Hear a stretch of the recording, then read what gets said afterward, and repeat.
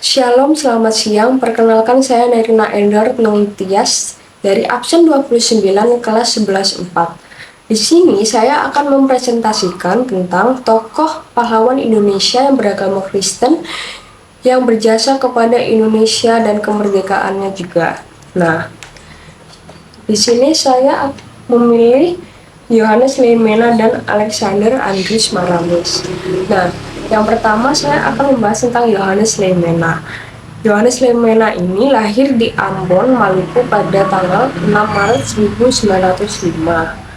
Ia merupakan anak dari pasangan Domingus Leimena dan Elizabeth Sulilato. Pada saat di Ambon, ia sempat menempuh pendidikan di Ambonsche Burger School. Nah, setelah menetap di Batavia, Leimena melanjutkan pendidikannya di Europese Lagere School atau ILS, tetapi hanya sementara, sebelum pindah ke sekolah menengah Paul Kruger School hingga tamat.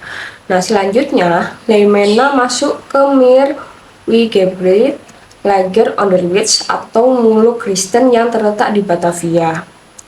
Setelah lulus dari Mulo, Leimena melanjutkan ke sekolah kedokteran School of Opleiding French Industrial Arts atau Sofia hingga tamat pada tahun 1930.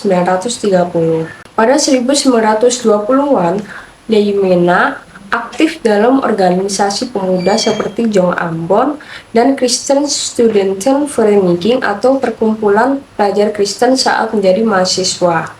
Saat itu ia menjadi tokoh penting dalam Jong Ambon setelah organisasi ini terbelah menjadi dua kubu.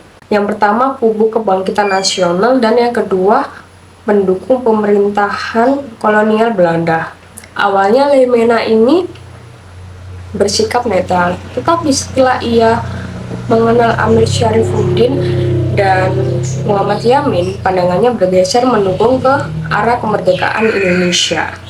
Leimena ini sempat menjadi panitia dalam Kongres Pemuda I pada tahun 1926 dan Kongres Pemuda II pada tahun 1928. Ia aktif di Jong Ambon dan menjadi perwakilan sebagai pembantu 4 dalam susunan kepanitiaan pelaksanaan Kongres Sumpah Pemuda II, menjadi inisiator dan perumus Sumpah Pemuda. Kemudian ia menjadi dokter pada 1930 dan mulai bekerja di Central Bukerlich Ziekenhuis yang sekarang menjadi Rumah Sakit Cipto Mangunkusumo. Saat itu ia ditugaskan di Keduh setelah Gunung Merapi meletus pada tahun 1930 dan bertahan selama 1 tahun. Nah, setelah itu Leimena dipindahkan ke Rumah Sakit Sending Immanuel Bandung. Pada 1936, ia mulai diberi tanggung jawab untuk melatih perawat-perawat baru. Nah, sembari bekerja di Rumah Sakit Sending, ia bersekolah di GNS Kundige Burger School di Batavia hingga lulus pada tahun 1939 sebagai dokter spesialis penyakit hati. Nah, pada tahun 1941, Leimena ditugaskan di Purwakarta sebagai kepala Rumah Sakit Banyu Asin. Yohanes Leimena ini mendirikan Partai Kristen Indonesia Parkindo pada tahun 1945 bertujuan untuk memperjuangkan hak-hak politik dan sosial bagi masyarakat Kristen. Ia menjabat ketua Parkindo pada tahun 1945 hingga 1959. Ia juga merupakan pendiri organisasi Gerakan Mahasiswa Kristen Indonesia atau disingkat dengan GMKI pada 9 Februari 1950 yang memainkan peran sebagai wujud semangat nasionalisme dan ekumenisme. Selain itu, Leimena juga menyandang pangkat Laksamana Madya tituler di TNI AL ketika ditunjuk menjadi anggota KOTI atau Komando Operasi Tertinggi yang dibentuk dalam rangka pembebasan Irian Barat pada 1962.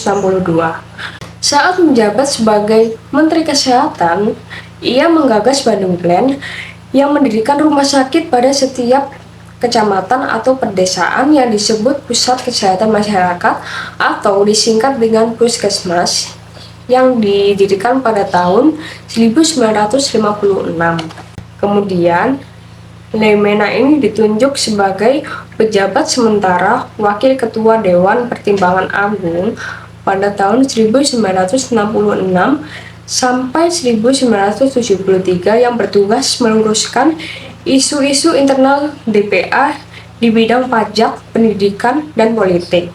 Selain di DPA, Leimena juga ditunjuk oleh Soeharto sebagai direktur di Rumah Sakit Cikini pada 1968. Setelahnya, Leimena terpilih sebagai anggota Dewan Perwakilan Rakyat (DPR) pada pemilihan umum 1971. Akan tetapi, ia tidak dilantik. Dan yang kedua, saya akan membahas tentang Alexander Andries Maramis, atau biasanya disingkat dengan A.A. Maramis. Nah, Maramis ini lahir pada tanggal 20 Juni 1897 di Manado, Sulawesi Utara. Ia merupakan putra dari pasangan Andries Alexander Maramis dan Carlote Ticoalu. Maramis ini memiliki bibi yang juga pahlawan Indonesia, yaitu Maria Walanda Maramis. Maramis ini menempuh pendidikan dasar di EuroPSC Lagere School atau ILS di Manado. Ia kemudian masuk sekolah menengah Hogere Burger School HBS di Batavia. Pada tahun 1919, Maramis berangkat ke Belanda untuk belajar hukum di Universitas Leiden. Selama di Leiden, ia terlibat dalam organisasi mahasiswa Perhimpunan Indonesia. Nah, pada tahun 1924, Maramis lulus dari Universitas Leiden dan menyandang gelar Master in the Rechten. Setelah lulus, ia mulai bekerja menjadi pengacara di Pengadilan Negeri di Semarang tahun 1926. Setahun kemudian, ia berpindah ke Pengadilan Negeri di Palembang. Pada tanggal 1 Maret 1945, Badan Penyelidik Usaha Persiapan Kemerdekaan Indonesia atau disingkat dengan BPUPKI mulai dibentuk dan Maramis diangkat menjadi salah satu anggotanya. Dalam badan ini, Maramis termasuk dalam panitia 9 yang ditugaskan untuk merumuskan dasar negara yang berdasarkan nilai utama dan prinsip ideologi Pancasila. Rumusan ini kemudian dikenal dengan nama Piagam Jakarta yang kemudian menjadi pembukaan Undang-Undang Dasar 1945. Dalam rumusan tersebut, Maramis mengusulkan perubahan kepada Muhammad Hatta, wakil presiden saat itu. Isi butir pertama Pancasila tersebut berbunyi, ketuhanan yang Maha Esa dengan kewajiban menjalankan syariat Islam bagi pemilik-pemiliknya.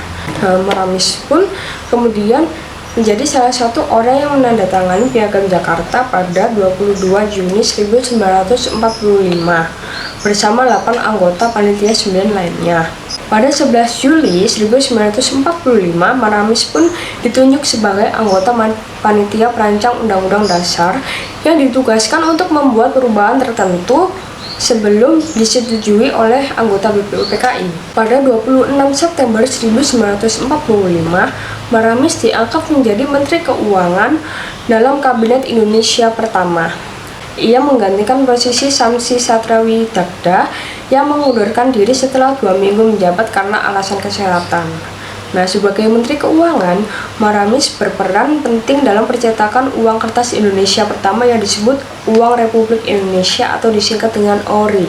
Maramis beberapa kali menempati posisi sebagai Menteri Keuangan di beberapa kabinet berikutnya, seperti Kabinet Amir Syarifuddin I pada tanggal 3 Juli 1947, Kabinet Amir Syarifuddin II pada tanggal 12 November 1947, dan Kabinet Hatta pada tanggal 29 Januari 1948. Saat agresi militer Belanda II dimulai pada Desember 1948, Maramis ini ditunjuk sebagai Menteri Luar Negeri dan menjabat hingga 13 Juli 1949 sebagai membentuk pemerintahan darurat dan kabinet darurat. Setelah itu, ia kembali menjabat sebagai Menteri Keuangan di Kabinet Hatta II hingga 4 Agustus 1949. Sepanjang hingga 1950 sampai 1960, Maramis sempat menjabat sebagai Duta Besar Indonesia untuk 4 negara, yaitu Filipina, Jerman Barat, Uni Soviet, dan Finlandia. Sekian presentasi dari saya. Mohon maaf jika ada salah kata. Terima kasih. Shalom dan selamat siang.